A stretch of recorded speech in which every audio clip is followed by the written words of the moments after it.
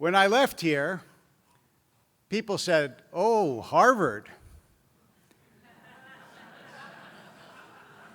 Now, people say, "Oi, Harvard?"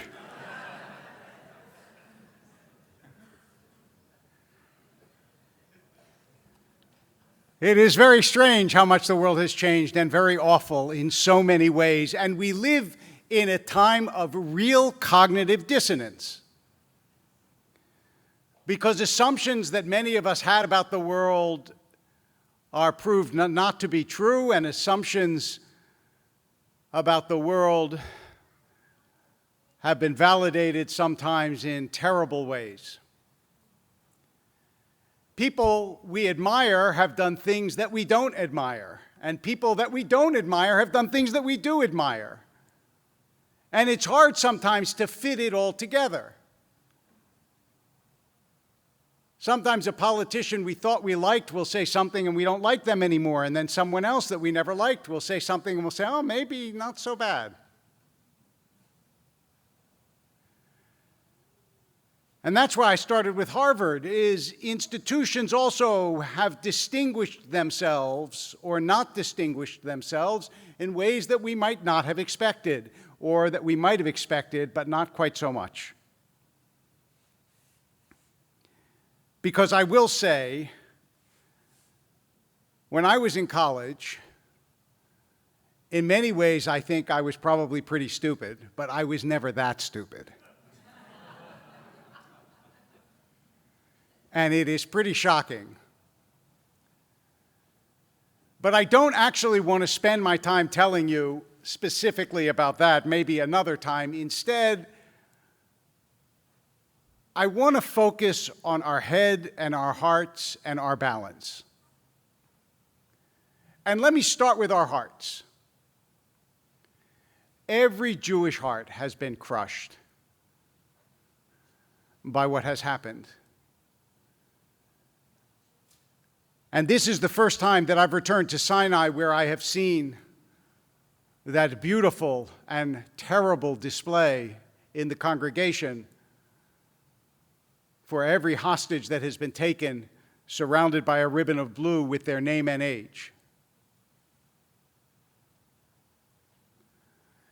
And so it is very easy, given the gleeful brutality that we saw on October 7th and the continuing anguish of those we know are taken captive, and also of those who are mourning in Israel, people in their family who died or who were injured in terrible ways during that attack. It's very easy to say that has taken our entire reservoir of sympathy, and we have no heart left for anything else. But the first thing I want to remind us is that Jewish hearts aren't only for Jews. Jewish hearts are for people who suffer.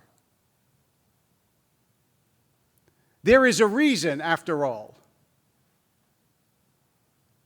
why Isaac says in this morning's portion, the voice is the voice of Jacob, but the hands are the hands of Esau. What he's saying basically is the voice of compassion and learning and suffering that I know is the voice of Jacob, but the hands feel like the violent and angry hands of Esau.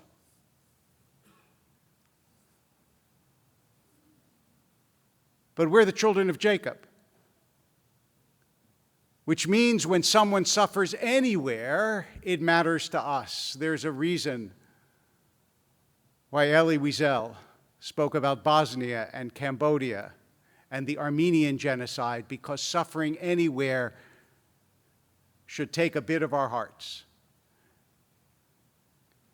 And there are people who are suffering in Gaza, and we should feel for that suffering, especially for the children who have died and who have suffered. And I am not happy with anyone who voices an opinion that the suffering of children in Gaza is not our concern. Of course it's our concern. And that has to do with the health of our hearts. We are Rachmanim b'nei Rachmanim, compassionate people and the children of compassionate people. That's what the Talmud tells us. But your heart can't be the only organ with which you think. And we have to use our heads. And the truth is that, as we know, although we want Israel to minimize casualties as much as possible and to be as careful as possible and to be as deliberate as possible and all of those things, if you do not destroy all of the infrastructure of Hamas and the leaders of Hamas, then you are inviting another catastrophe, and not only for Israel, but also for the inhabitants of Gaza. And that's where we have to use our heads without sacrificing our hearts. And to say, yes, we are used to being the voice of Jacob, but there is a place for the hands of Esau in this world, and without the hands of Esau, we would not still be here.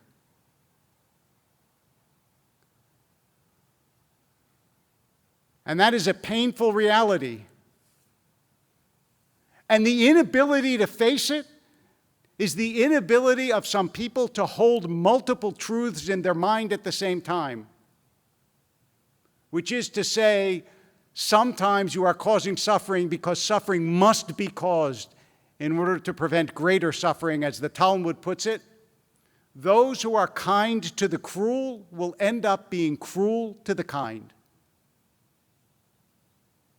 In other words, had we said, we're not going to do this, we're not going to go in, we're not going to hurt people, in the end, as we know, we just would have been cruel to the kind. And we would have invited more, as we have, obviously, by refraining from doing this in the year since 2005. And so we have this cognitive dissonance of it's hard to see the pictures of suffering, and yet we know that this is what must happen in a world in which singing songs and sending flowers does not end wars, but fighting the ideology that causes wars has a chance to end wars. It's very easy for people to forget the bombing of Dresden or the events at Hiroshima and Nagasaki, but guess what? They ended wars. And it is terrible to think how many people would have died had all those people not died. And that is the brutal calculus of fighting evil.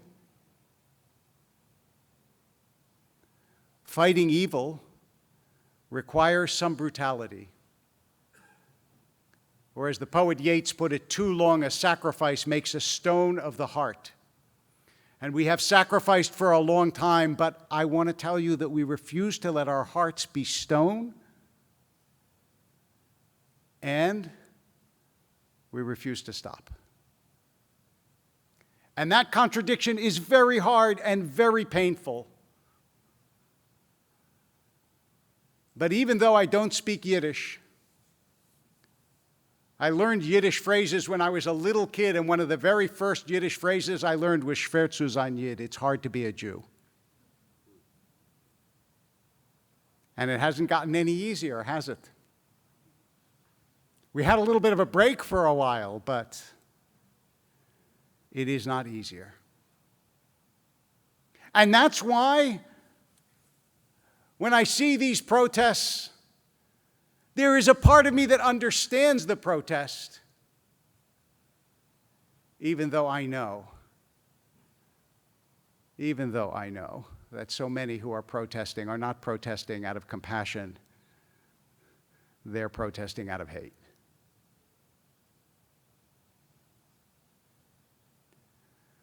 And so we are caught up in this maelstrom of different emotions and different expectations, and none of us know what is going to happen. the resurgence of anti-Semitism is as real and as powerful as it seems. And yet, at the same time, we know that it is also true that we are not in the situation of our precursors, that we do have an Israel, and we do have a voice, and we do have power, and we live in America where, again and again and again, I want to remind you, since you don't see this covered in the newspaper, again and again and again, in surveys, many more Americans sympathize with Israel than with the opposition to Israel. And Jews are again and again and again the most admired religious group. And so the other contradiction that I want to appeal to you to keep in mind and to tell people, and especially to tell Jews, is this: we're really good at identifying our enemies. We need to be better at embracing our friends. We have friends. And we need to let them know that we care about them. When I see someone in the news who is influential, who makes a statement that is pro-Israel, if I can get their email address and write them and say, thank you, I do. Because I want them to know that we care and we listen and it matters to us. And don't go around saying everyone hates us, because it's not true and it is self-defeating.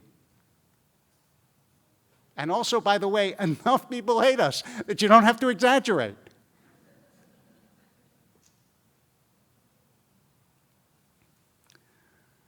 So, as you know, this is a civilizational battle. This isn't just about Israel. It's never just about Israel. Israel is the tip of the spear. Israel is the first place that gets attacked. But at some of those Palestinian protests, they're burning the American flag too. It's not just about Israel. It is about so much that we hold dear and so much that we gave to the world.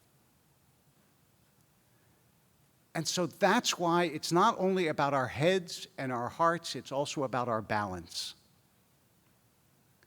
We have to keep all these things in mind at the same time.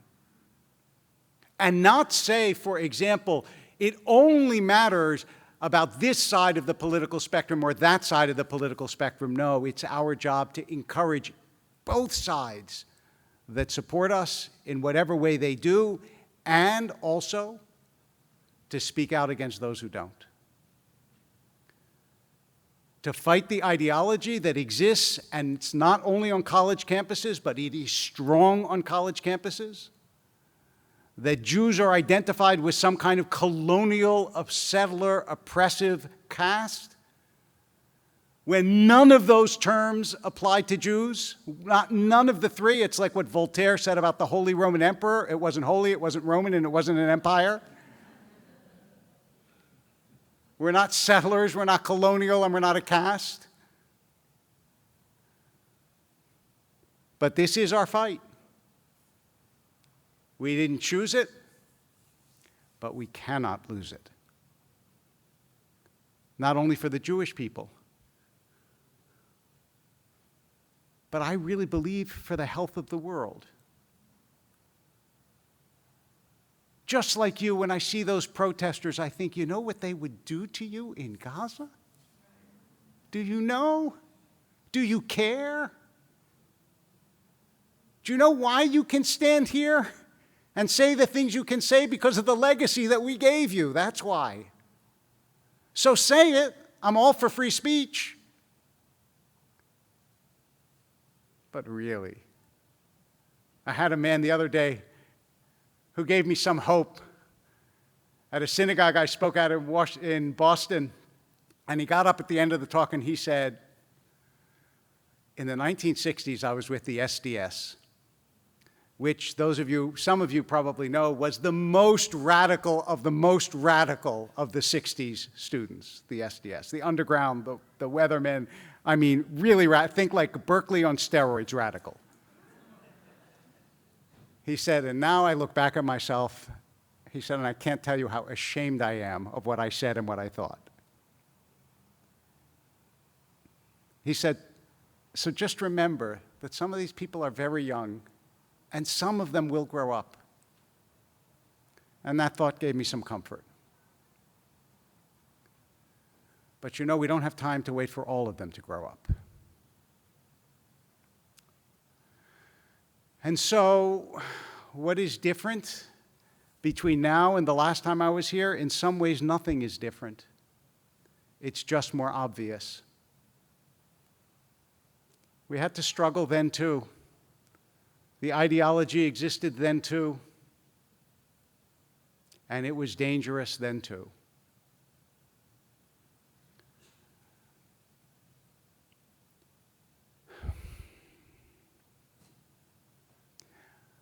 But one thing we're not allowed to do is to despair. We can't despair. Rabbi Nachman of Bratslav told us a long time ago, there's no such thing as despair. You're allowed to be upset, you're allowed to be hurt, but you cannot despair, and even in the Torah this morning, it tells us you can't despair. Because this morning in the Torah, Jacob lies and steals the birthright, and Esau wants to kill him. And we understand it. We understand the hostility and the anger of the enemy of Jacob. But you know what happens in the end? They reconcile. Isaac and Ishmael, Jacob and Esau, Joseph and his brothers. It takes a long time and a lot of pain, and a lot of blood has been and will be shed.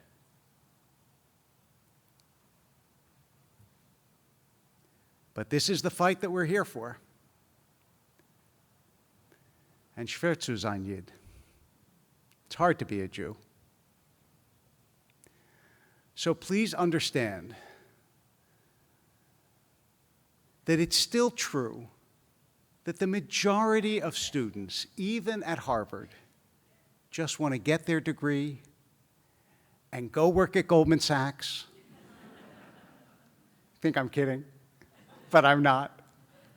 And live their lives. And that most people are not involved in this ideological struggle, but enough are that we have to make sure it doesn't spread and raise our voices and encourage our friends and support our fighters and our people. And let the world know that we are watching. And so far, I want to say, I think the Jewish people have stood up in a powerful and impassioned and beautiful way, as Tuesday was an example of. And as you know, we had a member of Sinai Temple who spoke at that rally, and we should be very proud.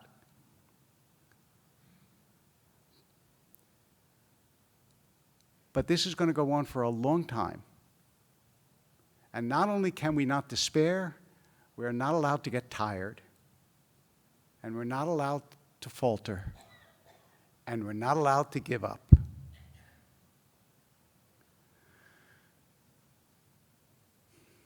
So I come with a message of hope, but also an acknowledgement that this is what was called a long time ago about the struggle against communism, the long twilight struggle. We are in a long twilight struggle. But we have won before. That's why we're still here. And we will win again. I truly believe that. And one day, Jacob and Esau and Isaac and Ishmael and Joseph and his brothers will all be reconciled. But until they are, stay strong, stay true, have faith. Shabbat Shalom.